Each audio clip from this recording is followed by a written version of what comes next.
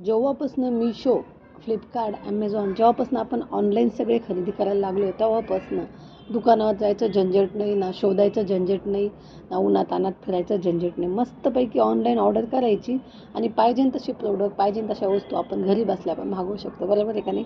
हे मला खूप जास्त आवडतं बघा. आणि लागण ते आपल्याला म्हणजे भेटतं ऑनलाईन.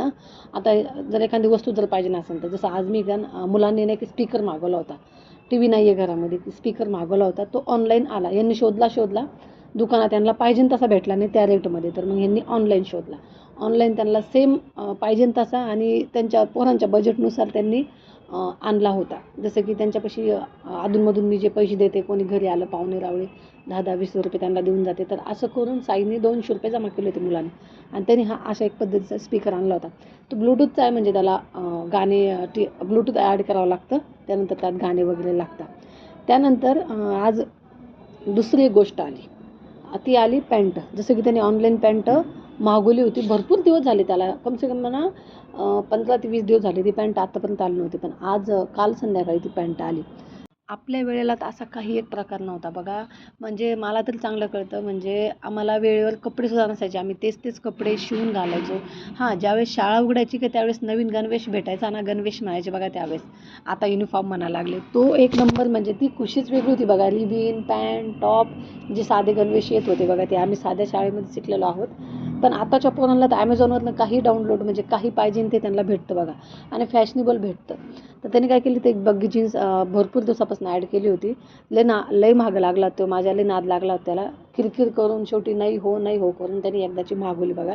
तर ही इथं अशा पद्धतीची बग्गी जीन्स आली, बघू शकता तुम्ही.